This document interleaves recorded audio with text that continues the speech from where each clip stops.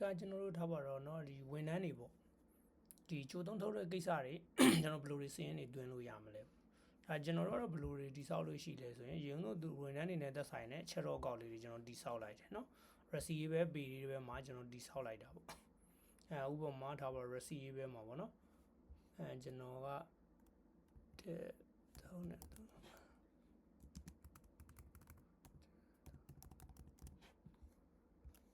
ဟိုဒီhere other ICI VLE other receive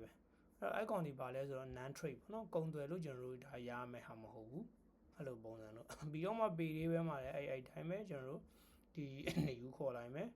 ဒါပါနော်ဟိုဒီhere other PAY VLE other pay လေးပဲ non trade နော်ဒီကောင်လေးအမှန်ချက်လိုက်တယ်ပြီးတော့မှကျွန်တော်တို့စေးလိုက်တယ်ပြီးတော့အဲ့ချိန်မှာကျွန်တော်တို့တွေကဒီ O2 မှာ employee app တော့ပါတယ်ဒါပေမဲ့ account ဒီမှာကျတော့အဲ့ employee တွေကဓာတ်ရိုက်ခေါ်သုံးလို့မရဘူးအဲ့ဒါကြောင့်မို့ကျွန်တော်တို့တွေကဒီ contact ဆောက်ပြီးတော့ဗောနော်ကျွန်တော်တို့တွေကဒီသုံးတာပေါ့အဲ့တော့ customer banner အနေနဲ့ယူဆပြီးသုံးအဲ့တော့ကျွန်တော်ကဘယ်လိုသုံးလဲဆိုတော့ customer ထဲမှာဥပမာထားပါတော့ individual ရဲ့EMB ထားပါတော့မောင်ပေါ့ EMB ဆိုတာ employee ကိုရည်ညွှန်းလိုက်တာပြမသူ့ရဲ့ပုံတွေပါထည့်ပေါ့နော်ထည့်လို့ရမယ်ပြီးတော့မှသူဒီ employee ပါဆိုတာလေး mention လုပ်လိုက်မယ်ပြီးတော့မှဒီ account မှာသူဒီကိုဝန်ထမ်းထိုးတဲ့အတွက်ကြောင့်မလို့ non trade receive account တွေနဲ့ကျွန်တော်တို့ချိတ်ပေးရမှာနော် other receive other pay တွေပဲဒီလိုပုံစံလို့လေးထွက်လိုက်အဲ့ဒါဆိုရင်ကျွန်တော်ကစေးလိုက်မယ်အဲ့ဒါဆိုရင်ရတယ်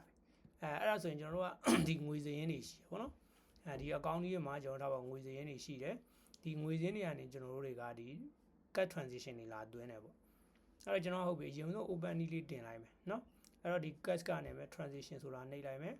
ပြီးတော့ဒီမှာဆိုရင်ကျွန်တော်တို့ဘာရှိလဲဆိုတော့ဒီမှာ canvas ဆိုတာရှိတယ် list ဆိုတာရှိတယ်เนาะမိမိကြိုက်တဲ့ရမိမိ prefer ဖြစ်တဲ့ပုံစံနဲ့ဆင်းသွင်းလို့ရနိုင်မယ်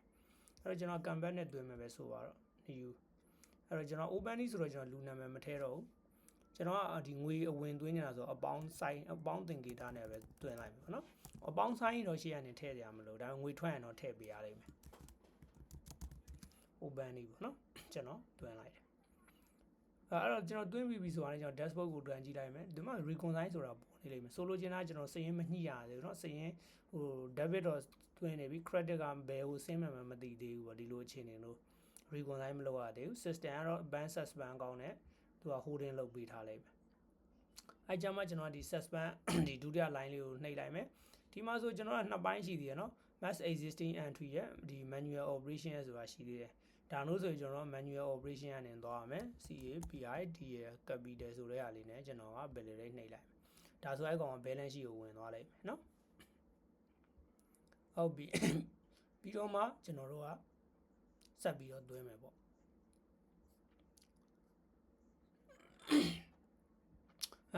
ဥပမာကျွန်တော်ကထားပါတော့ခုနမောင်မောင်ကိုကြိုသုံးထုတ်ပေးလိုက်တယ် transition ခေါ်မယ်နေယူခေါ်မယ်ဒါမှမဟုတ်ကျွန်တော်ကဒါ list အနေနဲ့သွင်းမယ်ဆိုလဲ list ပေါ့နော်နေယူခေါ်မယ်အဲ့တော့ abandon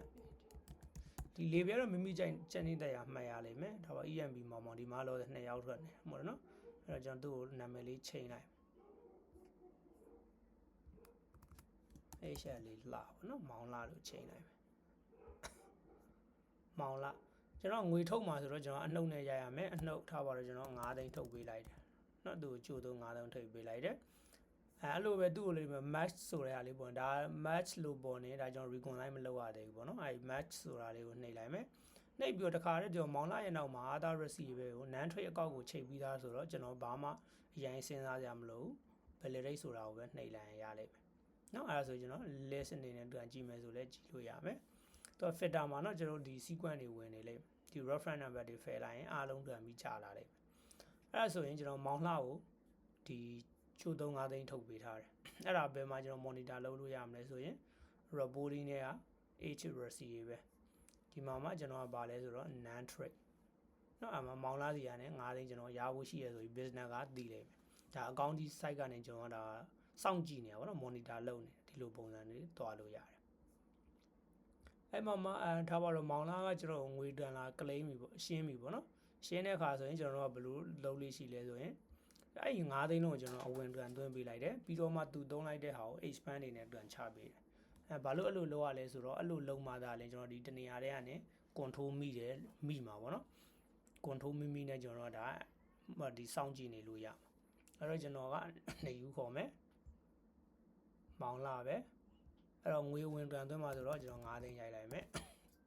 ပြီးတော့ SCTD DME ကနေsettlement လောက်တာဒီခါကျတော့အဲ့ဒါ close အဲ့ဒါဆိုရင်ဒီမောင်းလာရဲ့9သိန်းကိုကျွန်တော်ခြေဖို့အတွက်ဆိုရင်ဒီမှာကျွန်တော်ခြေရမယ်သူရင်ကြိုသုံးထုတ်ရတဲ့ဒီ transition ရှိရเนาะအဲ့ဒါ existing နေမှာ mass existing နေမှာရှိရဆိုတော့ကျွန်တော် manual operation ကိုသွားကြမလို့သူရှိသေးတဲ့ transition ကိုပဲကျွန်တော်ခေါ်ပြီးတော့ဒါလေး click နှိပ်လိုက်မယ်နှိပ်ပြီးတော့ validate ဆိုတာလေးနှိပ်လိုက်မယ်ဒါကသူ့ကိုအဝင်ကန်ကြတာပဲရှိကျွန်တော် expand မရရသေးဘူး expand ရိုက်မယ်ဆိုတော့မှနေယူခေါ်လိုက်မယ်ပြီးတော့မှအနှုံနဲ့ထားပါသူတကယ်သုံးတာက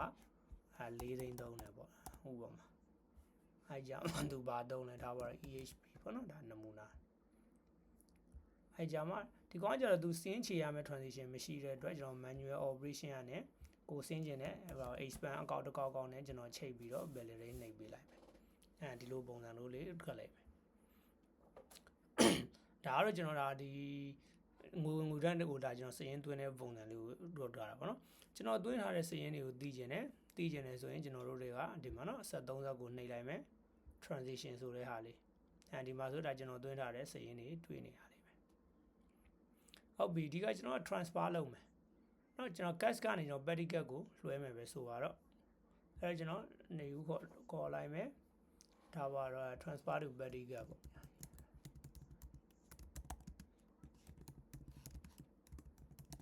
predicate ကျွန်တော်ဘယ်လောက်လွှဲမှဆိုထားပါကျွန်တော်10သိန်းလွှဲမယ်ဆိုတော့ကျွန်တော်အနှုတ်10သိန်းထည့်လိုက်ပြီးတော့မှကျွန်တော်ဒီပထမ recognize လုပ်ရမှာလို့နှိပ်လိုက်မယ်နှိပ်ပြီးတော့ကျွန်တော်ဘာလုပ်မလဲဆိုတော့ internet transfer ဆိုတဲ့ဟာလေးကျွန်တော်နှိပ်လိုက်မယ်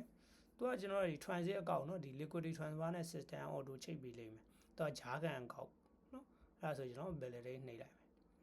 မယ်နှိပ်လိုက်တဲ့အခါမှာဆိုတော့ balance ရှိမှာဆိုတော့ liquidity transfer အနေနဲ့ထိန်းပေးထားလိမ့်မယ်ဘာလို့ပဋိကတ်ထဲကိုတိုက်ရိုက်မဝင်သေးဘူးဘာလို့ဒီ main ကတ်ကင်တာလူတယောက်ထွက်နိုင်တယ်ပဋိကတ်ကင်တာကလူတယောက်ထွက်နိုင်တယ်ပေါ့နော်အဲ့တော့ပဋိကတ်ကလည်းသူတကယ်ငွေရပြီဆိုတော့ကြာမှသူကလည်း transition ခေါ်မယ်